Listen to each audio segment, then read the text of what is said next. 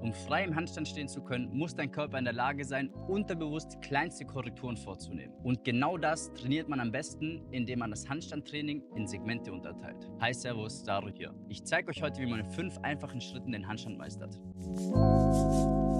Um den Handstand zu meistern, reicht es nicht, wenn wir uns wahllos versuchen, in den Handstand hochzukicken.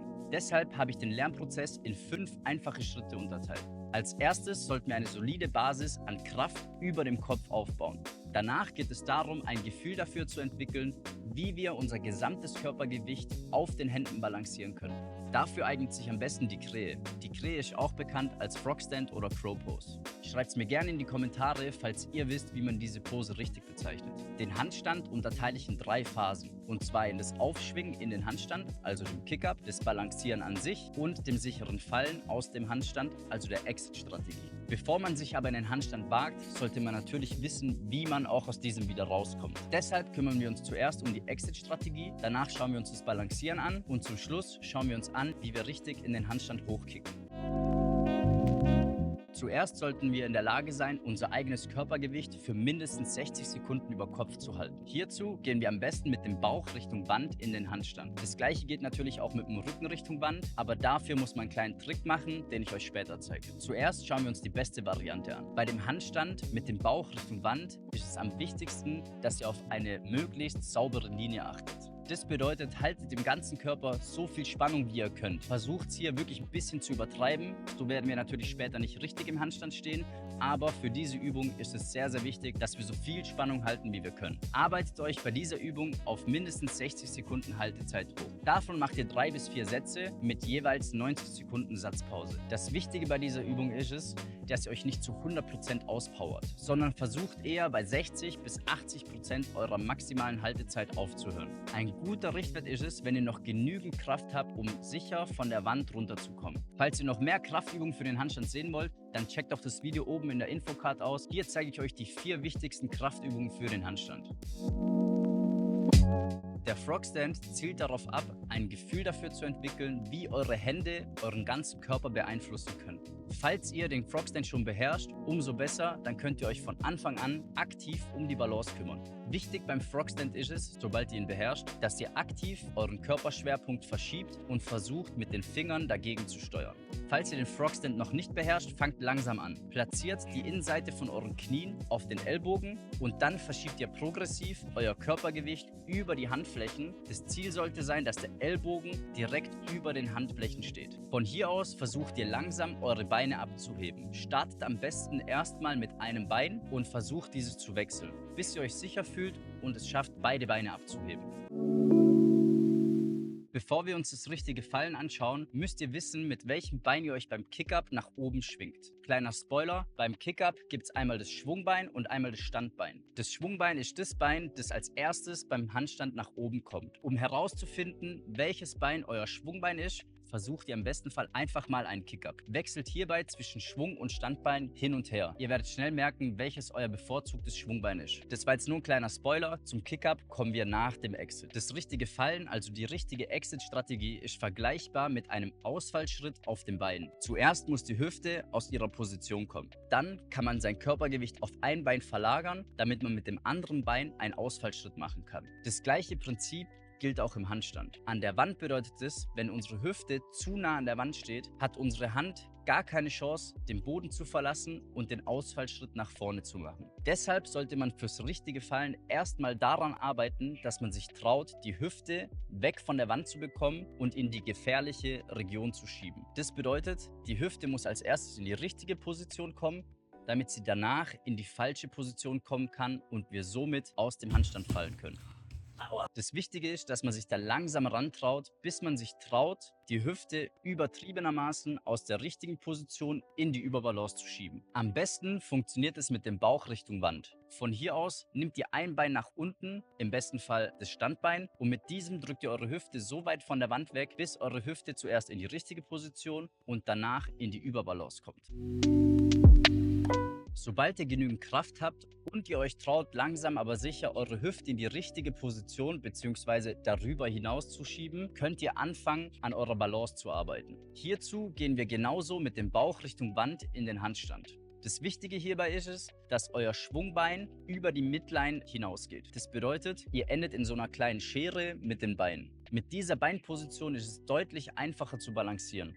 Das Prinzip ist hierbei genau das gleiche, wie wenn ihr versucht, auf einem Bein zu balancieren. Wenn ihr beide Arme seitlich von eurem Körper wegstreckt, fällt es euch viel einfacher, die Balance zu halten. Deswegen versucht bei euren ersten Balanceversuche, die Beine nicht zu schließen, sondern in dieser Schere zu halten. Das macht euch einiges viel einfacher. Das nächste Wichtige bei dieser Übung ist es, dass ihr eine saubere Linie haltet in eurem Körper. Das bedeutet, versucht zuerst eure Schultern in die richtige Position zu bringen, danach eure Hüfte und versucht im ganzen Körper Spannung zu halten.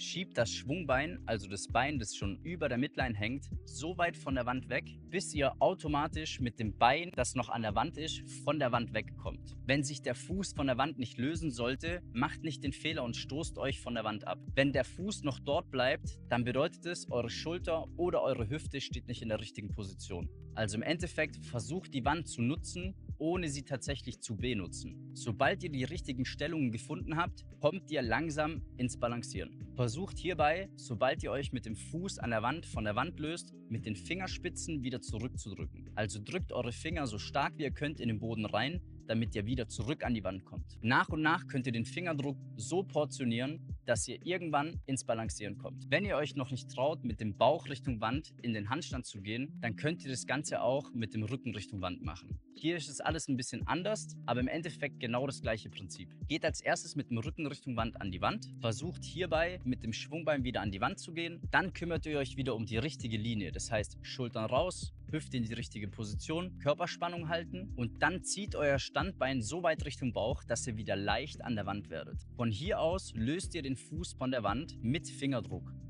Und wieder genau das gleiche, benutzt nicht euer Bein, um euch von der Wand abzustoßen. Von dieser Übung, sowohl mit dem Rücken Richtung Wand oder im besten Fall mit dem Bauch Richtung Wand, macht ihr 4 bis 6 Sätze. Versucht in jedem Satz einmal kurz zu balancieren oder zumindest aktiv eure Fingerspitzen zu benutzen. Beim Kick-Up geht es darum, die Hüfte in die richtige Position zu bringen. Also direkt über die Hände bzw. über die Schultern. Beim Kick-Up haben unsere Beine 2 unterschiedliche Funktionen. Das Schwungbein versucht unserer Hüfte den Schwung mitzugeben.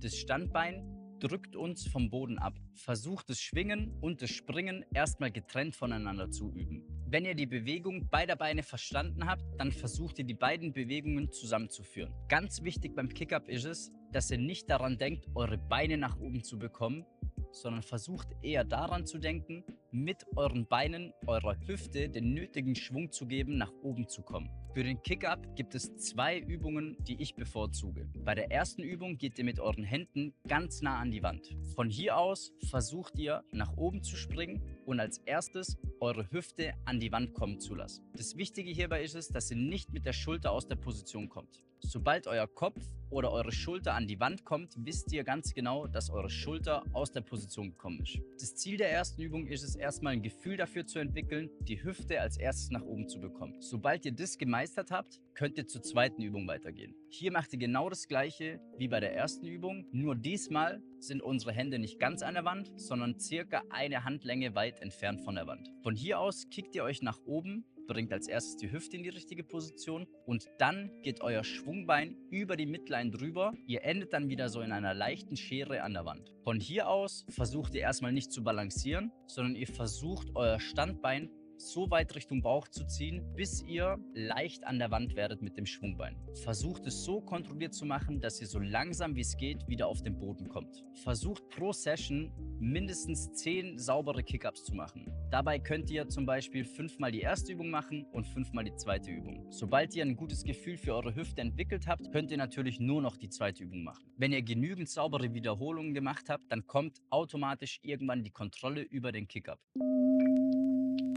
Das Handstandtraining sollte wirklich als Training gesehen werden. Werdet zuerst stark, danach könnt ihr euch darum kümmern, ein Gefühl für die Balance zu entwickeln. Und die 3 Phasen vom Handstand solltet ihr bewusst getrennt trainieren. Kümmert euch zuerst darum, eine richtige Exit-Strategie zu lernen. Somit arbeitet ihr euch keine Fehler in eurer Linie rein und kommt schneller ins Balancieren und zu einem sauberen Kick-Up. Falls ihr noch mehr über die richtige Handstandtechnik erfahren wollt, checkt doch die How-to-Handstand Playlist aus. Und wenn ihr in Zukunft keine Videos zu Themen wie dem Press-to-Handstand verpassen möchtet, dann abonniert abonniert den Kanal. Ich hoffe, das macht alles Sinn für euch. Wir sehen uns beim nächsten Video. Bis dahin, stay balanced.